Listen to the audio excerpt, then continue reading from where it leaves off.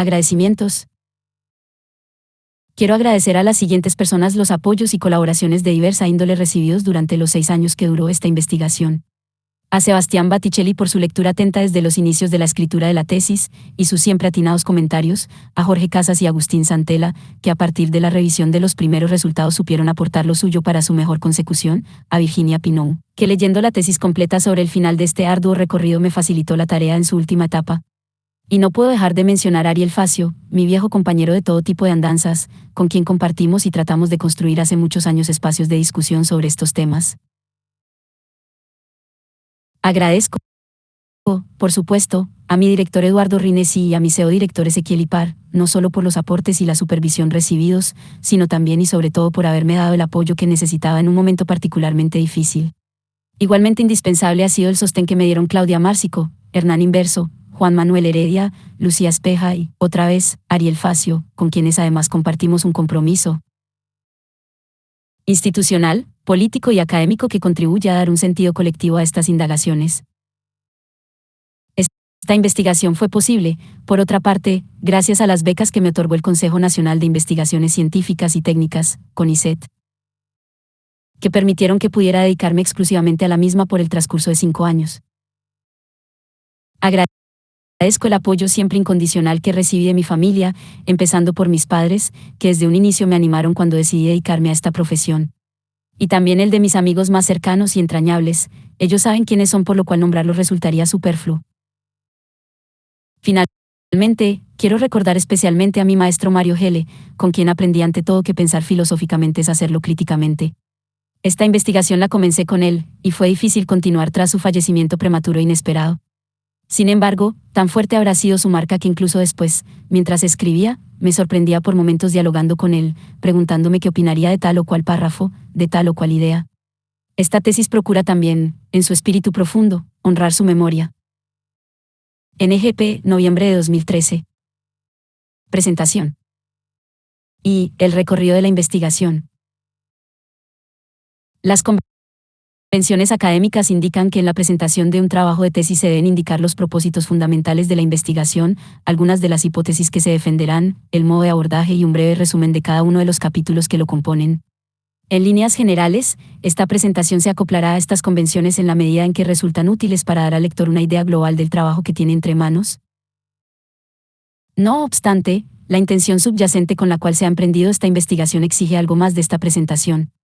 En efecto, esta tesis es entendida como la inevitable objetivación, en un momento determinado, de un movimiento reflexivo que la precedió y que probablemente proseguirá en el futuro. Ahora bien, se considera de suma importancia que este momento de objetivación no atente contra dicho movimiento, al cual se pretende mantener fidelidad, petrificándolo. Y es aquí que esta presentación puede hacer su aporte, dando cuenta, aunque sea brevemente, del proceso reflexivo que finalmente condujo a la escritura de esta tesis. El relato que sigue, entonces, oficiará como una presentación diacrónica de los interrogantes y senderos que finalmente culminaron en este trabajo, y que en gran medida explican el enfoque adoptado y la forma en que se decidió estructurarlo. El proceso de indagación que culmina en esta tesis comenzó hace aproximadamente 10 años. El disparador inicial de los interrogantes sobre los que se trabajaría desde entonces estuvo dado por una serie de discusiones respecto de los cambios en el capitalismo y en el mundo del trabajo que emergieron en el marco de un seminario de grado dictado en el año 2003 por el Dr. Mario Gelle, titulado, en referencia a un capítulo de un libro de Zygmunt Bauman, 4, de la ética del trabajo a la estética del consumo. La idea general que resultaba en particular interpelante en estas discusiones era aquella que planteaba que la sociedad moderna capitalista, fundada en la explotación del trabajo asalariado en la industria, se encontraría, desde la década del 70, atravesando una metamorfosis significativa que incluso anunciaría el advenimiento de un tipo de sociedad radicalmente diferente. El interés por una idea semejante no estribaba solamente en sus evidentes connotaciones políticas, sino también y al mismo tiempo en el desafío teórico que representaba un periodo de transición hacia algo novedoso no puede sino conllevar la puesta en cuestión de las categorías con las cuales se ha intentado en el pasado interpretar el mundo social. De entre las líneas interpretativas que compartían dicha idea de que en el capitalismo se estaba abriendo una etapa diferente que anunciaba una reconfiguración importante de las relaciones laborales, una de las más radicales era aquella que, a grandes rasgos, sostenía que la revolución tecnológica en marcha estaba tornando obsoleto el modelo de sociedad industrial tradicional organizado alrededor del trabajo asalariado y su explotación por el capital. Se suponía que este modelo de sociedad del trabajo, utilizando la terminología de Klaus Hofe, II sería reemplazado entonces, tarde o temprano, por otro en el que las relaciones sociales y económicas se estructurarían en base a principios diferentes a los implicados por el trabajo asalariado. Esta línea, que sobre todo tras la publicación del libro de Rifkin III en 1995 se populariza como la tesis sobre el fin del trabajo, llamaba además a reflexionar acerca de la vigencia de categorías tan importantes como las de explotación, valor y, por supuesto, la de trabajo. Por entonces, el debate sobre el fin del trabajo tenía una presencia considerable en las discusiones académicas. Muestra de ello es la atención que le dieron intelectuales europeos de importante trayectoria como Robert Castell IV y Manuel Castells, V, aunque más no fuera para criticar duramente estas posiciones. El debate llegó también a Latinoamérica y a nuestro país, en un contexto particular, la crisis económica de principios de milenio, que resultaba propicio para una discusión de este calibre. Se pueden destacar, en este punto, las contribuciones al respecto de referentes de la sociología del trabajo latinoamericana como Ricardo Antúnez, 6 Julio César Neffa 7 y Enrique de la Garza 8. La cuestión más discutida de estas posiciones era la de su sustento empírico, precisamente su punto más débil. Por entonces, el debate sobre el fin del trabajo tenía una presencia considerable en las discusiones académicas. Muestra de ello es la atención que le dieron intelectuales europeos de importante trayectoria como Robert Castell IV y Manuel Castells, V, aunque más no fuera para criticar duramente estas posiciones. El debate llegó también a Latinoamérica y a nuestro país, en un contexto particular, la crisis económica de principios de milenio, que resultaba propicio para una discusión de este calibre. Se pueden destacar, en este punto, las contribuciones al respecto de referentes de la sociología del trabajo latinoamericana como Ricardo Antúnez, 6 Julio César Neffa 7 y Enrique de la Garza 9. La cuestión más discutida de estas posiciones era la de su sustento empírico, precisamente su punto más débil. Probablemente el libro de Rifkin, propenso a proyecciones alarmistas realizadas en base a casos particulares y a comentarios de consultores y empresarios, pero con pocas y no nulas referencias a fuentes estadísticas confiables, haya sido uno de los responsables de que el debate tomara esta dirección y de que, unos años después, desapareciera en buena medida de la escena. Sin embargo, se pensó entonces y se sigue pensando, y espero que esta tesis contribuya a que el lector se convenza de esto, que dicho debate posee ricas aristas que merecen ser estudiadas, ya no tanto desde una perspectiva empírica sino antes que nada desde una mirada interpretativa y problemática como la que pueden ofrecer la teoría y la filosofía social y política. Pues las tesis sobre el fin del trabajo, aunque seguramente no tanto en sus versiones mediático-alarmistas sino más precisamente en las plumas de filósofos sociales como Gors, Habermas y Meda, plantean interrogantes que siguen siendo esenciales, sobre la naturaleza del capitalismo y su futuro, sobre aquello que podría constituirse en un ideal deseable alcanzar en lo que a la estructuración de las relaciones sociales respecta, sobre el lugar de la economía y su relación con la política, sobre el modo en que se piensan las actividades que se realizan en la esfera pública y social, sobre las posibilidades de transformación social, sobre el rol de las ciencias sociales y humanas, etc.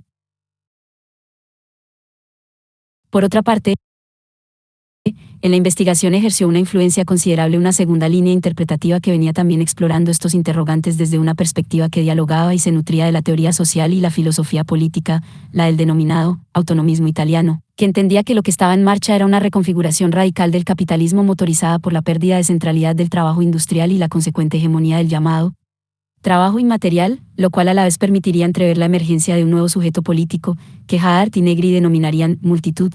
11. Lo que resultaba interesante de la lectura de estas dos líneas era que aunque ambas analizaban los mismos fenómenos históricos y sostenían la tesis general de que se estaba transitando hacia otro tipo de sociedad, llegaban a conclusiones muy diferentes en lo que al lugar central del trabajo respecta. Dicho muy someramente, mientras para las tesis del fin del trabajo el mismo perdía centralidad y debía ser relegado por otras actividades vitales, para el autonomismo el trabajo sufría una metamorfosis con la cual, lejos de desaparecer, pasaba a invadir el conjunto de la vida social. Y una contradicción similar se daba entre ambas líneas en lo que al proletariado como sujeto político respecta. ¿Cómo explicar esta diferencia? En este punto de la indagación comenzaba a hacerse evidente que no había modo de ingresar con cierta claridad teórica en los debates actuales sobre el trabajo si antes no se problematizaba el concepto. Pues de dicha conceptualización, incluso no siendo totalmente explícita, parecía depender, en buena medida, la posición que finalmente los autores asumían. Y en relación a esto, aparecía un nuevo interrogante, pero que no era un concepto sino un nombre propio, Karl Marx. Porque este autor también emergía como una suerte de divisoria de aguas en las discusiones. A grandes rasgos, quienes auguraban la pérdida de centralidad del trabajo criticaban a Marx, mientras que aquellos que defendían su persistencia reivindicaban a la vez el pensamiento de este autor. Y aquí no solo habría que contar a los autonomistas, sino también a algunos autores, por ejemplo Antunes, que escribieron libros o artículos para criticar específicamente las tesis sobre el fin del trabajo.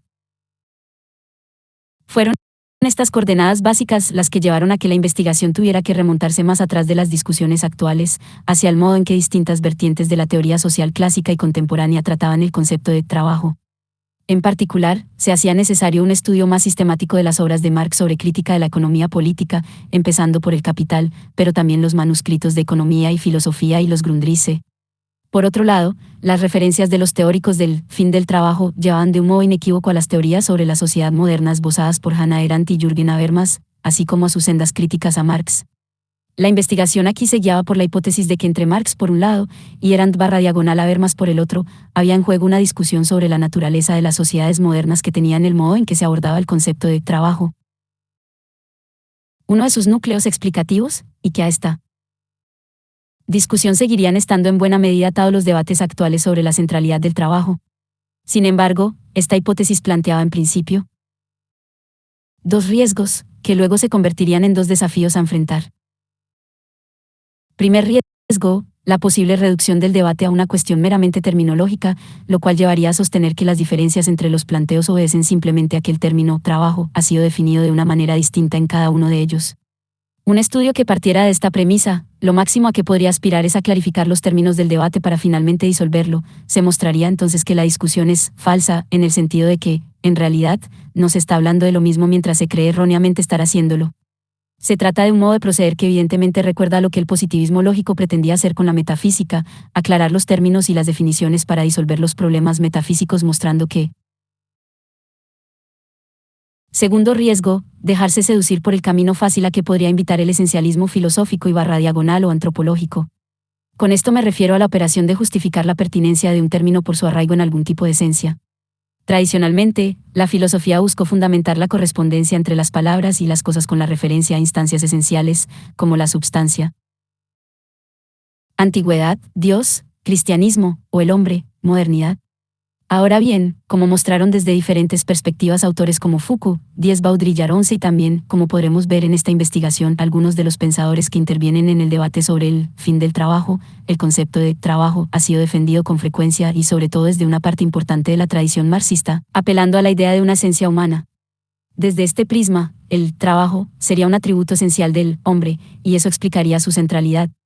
Por lo tanto, cuando se discute el concepto de trabajo, el esencialismo acecha con sus riesgos inmanentes, la deshistorización del debate e incluso el dogmatismo de una posición que se defiende en referencia a fundamentos inamovibles. El desafío concomitante, abordar el trabajo sin apelar a esencialismos, lo cual conlleva atreverse a pensarlo sin las certezas que los mismos facilitan. 13. Finalmente, el rumbo de la investigación comenzó a encaminarse a partir de la hipótesis de que para sortear estos problemas y encarar estos desafíos había que abordar la discusión sobre el concepto de trabajo desde la perspectiva de una teoría crítica. ¿Qué significa esto? Puede ensayarse una respuesta preliminar apelando al rico diálogo que Foucault mantiene con la crítica kantiana. Si la cuestión kantiana era saber qué límites debe renunciar a franquear el conocimiento, me parece que la cuestión crítica hoy debe ser invertida como cuestión positiva, en lo que nos es dado como universal, necesario, obligatorio, cuál es la parte de lo que es singular, contingente y debido a coacciones arbitrarias. Se trata en suma de transformar la crítica en una teoría crítica es, antes que nada, un modo particular de relacionarnos con un objeto de investigación y, por extensión, con nuestro mundo en general. Al contrario de la crítica kantiana, que como es sabido buscaba explicar y justificar el modo de proceder de las ciencias positivas, y en particular de la física newtoniana, una teoría crítica se basa así en el cuestionamiento de lo que aparece como dado y que, en tanto tal, limita nuestras posibilidades no solo de pensar sino también y ante todo de actuar. Y este cuestionamiento radica en poner de manifiesto la parte contingente de lo dado para así poder avisorar las posibilidades inmanentes del presente. A grandes rasgos, es en este sentido, tributario no solo de Foucault sino también de una amplia tradición de la filosofía y la teoría social, la escuela de Frankfurt es otra referencia obvia, mas no la única, que se va a entender aquí el papel de una teoría crítica. A su Mira, el desafío de delinear una teoría crítica del trabajo implica tomar distancia también del supuesto ingenuo todavía operante en el positivismo de la existencia de una relación transparente de correspondencia entre el concepto y el objeto.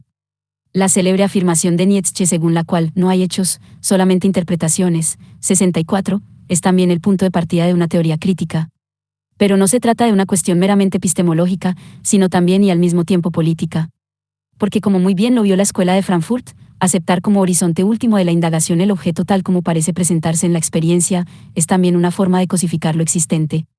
Es aquí donde incluso cobra cierto sentido la apelación al esencialismo metafísico como modo de evitar esta cosificación, frente al imperio incuestionado de lo existente, la vuelta a un supuesto origen que ha sido opacado y olvidado. Podría parecer una alternativa. Sin embargo, una tentativa tal plantea hoy serios inconvenientes teóricos, como ya se señaló, y por lo tanto desde nuestra perspectiva no resulta viable. Es en este punto que debe enfrentarse la segunda parte, la más problemática, por cierto, de la afirmación nietzscheana, como elegir entre la emergente multiplicidad de interpretaciones. Lo que una perspectiva crítica deberá juzgar en una teoría sobre el trabajo es su capacidad para desnaturalizar la configuración que adquiere lo dado, momento negativo, y avisorar al mismo tiempo las alternativas posibles que emergerían frente a él, momento positivo. Los dos aspectos son imprescindibles y complementarios, pues, como señala Adorno, quien sin hacer distinciones y sin perspectiva de lo posible acusa de inanidad a lo que contribuye a la actividad embrutecida. 15. Este recorrido en la investigación es el que en gran medida explica los objetivos y la estructuración de la tesis resultante, que a continuación procederemos a explicitar y justificar. Resta solamente volver a enfatizar que la presente tesis pretende mantener una mirada problemática y reflexiva que busca deshacer los caminos trillados del pensar, proponer otras modalidades de recorrer interrogantes ya planteados y en lo posible formular otros nuevos. El hacia que antecede en el título de esta tesis no es simple modestia intelectual, sino que responde a una convicción más profunda sobre el quehacer crítico filosófico, estrechamente vinculada a la antedicha necesidad de mantener fidelidad al movimiento reflexivo del pensar. Una teoría crítica, cabe arriesgar, nunca puede pretenderse acabada y definitiva, sino que está siempre en estado de problema. Invitamos al lector a seguir el recorrido que proponemos, probablemente sobre el final termine de comprender este carácter constitutivo del hacia mentado en el título. 2. Estructura de la tesis. Con el recorrido que explicitamos a continuación se pretende contribuir al propósito básico y general mentado en el título de esta tesis, delinear los contornos fundamentales de una teoría con potencialidades crítico-hermenéuticas para indagar el lugar del trabajo en el capitalismo contemporáneo. Este propósito es cumplimentado manteniendo a la vez un intercambio dialógico con las tesis sobre el fin del trabajo. El estudio crítico de las mismas es el otro propósito, más específico, de esta investigación. La primera parte, dividida a su vez en dos capítulos, persigue un objetivo básico: repensar el modo en que la teoría social ha abordado el concepto de trabajo al estudiar las sociedades modernas y en este marco defender la necesidad, para una teoría crítica, de un concepto históricamente determinado de trabajo, que va a ser entendido como una relación social central y estructurante de las sociedades modernas capitalistas, pero a la vez contingente y superable. En vista de ello, en el primer capítulo se procede a hacer una revisión crítica de una primera línea, con fuerte influencia, de abordaje del tema, que finalmente denominaremos crítica tradicional del trabajo. A través de los planteos de Habermas y Arendt, se intentará demostrar cómo la adopción respectiva por ambos de conceptos históricamente indeterminados de trabajo, la labor, en Arendt, y la acción instrumental, en Habermas, termina por naturalizar y deshistorizar algunos de sus rasgos, lo cual redunda en limitaciones para las potencialidades críticas de sus abordajes. Frente a ello, en el capítulo segundo se esboza una línea alternativa por medio de una interpretación de la crítica de la economía política de Marx, mediante la cual se intenta hacer frente a los inconvenientes y limitaciones derivados del tipo de conceptualización que lleva a cabo la primera línea interpretativa. En la segunda parte, constituida por un único pero extenso capítulo, se abordan aquellos planteos que desde la década del 80 insisten con la idea de que el trabajo está perdiendo centralidad incluso, de que su fin se encontraría próximo. El acercamiento a estas posturas se realiza siguiendo tres enfoques complementarios. En primer lugar, se describen someramente las transformaciones sociales, políticas, económicas e ideológicas que constituyen el contexto histórico respecto al cual estos planteamientos procuran tomar posición. En segundo lugar, se revisan críticamente los desarrollos de los principales referentes de estas ideas, atendiendo en especial a cómo en cada uno se elabora implícita o explícitamente un concepto de trabajo, que redunda en una cierta teorización de las sociedades modernas capitalistas que va a influir y condicionar el análisis que se hace de las transformaciones que operan en el mundo del trabajo desde la década de los 70.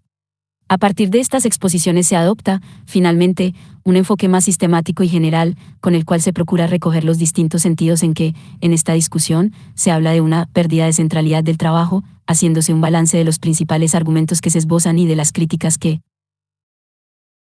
pueden anteponerse a los mismos. La idea central que se defiende en esta segunda parte de la tesis tiene dos aristas.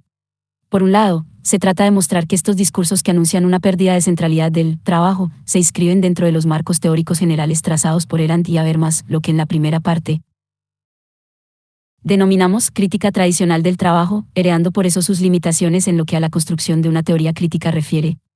Por otro lado, se procura poner de manifiesto cómo esas limitaciones impactan también en la interpretación que se hace de las transformaciones que operan desde la década de los 70. Es desde este punto de vista que comenzamos a problematizar las tesis sobre la pérdida de centralidad y barra diagonal o el fin del trabajo. Sobre esto último, en primer lugar se mostrarán las ambigüedades a que conduce un análisis que decreta semejante descentramiento en el marco de un orden social que sigue siendo, pues esto en principio no es cuestionado, de naturaleza capitalista. Más sugerente aún será revisar, en segundo lugar, como algunos de estos autores llegan a percibir que ciertas tendencias del capitalismo de las últimas décadas ponen en cuestión los postulados básicos de la crítica tradicional del trabajo, anticipando así la idea central que se sostiene en la tercera parte. En efecto, en la tercera parte, dividida a su vez en 3 capítulos, se intenta mostrar que ciertas tendencias llamadas posfordistas están revelando de un modo manifiesto las limitaciones inmanentes a la crítica tradicional del trabajo y las dicotomías conceptuales que la sostienen. Pues esta crítica anuncia y aboga por una reducción del campo de influencia del trabajo y las lógicas que, supone, le resultan constitutivas, por ejemplo, la instrumental, Habermas, la naturalista, Erand, la heterónoma, Gors, la productivista, Meda, lo cual sería condición de posibilidad para el florecimiento y la expansión de otras actividades y esferas con lógicas opuestas, la acción comunicativa, habermasiana, la acción arendtiana, la autonomía gorsiana, etc. Se procurará explicitar el modo en que el capitalismo actual, a contramano de esa predicción, tiende a hibridar, tensionar e incluso subvertir estas dicotomías en terrenos complementarios de la vida social, en el propio tiempo de trabajo, capítulo 4, en el consumo como modo de estructurar el tiempo de no trabajo, capítulo 5, y en el plano ideológico discursivo, capítulo 6. Se explicará, así, como estos procesos permiten al capitalismo adquirir renovada legitimidad mediante la neutralización de elementos clave de la crítica tradicional del trabajo, lo cual exige repensar y reestructurar la crítica para recuperarla. En vista de ello, en esta parte se comienzan a explorar también las potencialidades hermenéuticas para el estudio del capitalismo actual, de las herramientas teóricas facilitadas por la línea interpretativa defendida en la primera parte. Finalmente, a modo de conclusión, procuraremos sistematizar e integrar los principales resultados a que fuimos arribando con este recorrido. Insistiremos entonces en la necesidad de repensar y reestructurar las bases teóricas de la crítica del trabajo, considerando especialmente a la neutralización de la crítica tradicional del trabajo como una característica constitutiva de la fase actual del capitalismo. En vista de ello, defenderemos los lineamientos teóricos que fuimos trazando, y a partir de ellos comenzaremos a explorar también algunos interrogantes vinculados, en particular el problema de la transformación política, que así quedarán planteados de cara a posibles investigaciones futuras. Primera parte. Repensar el trabajo y su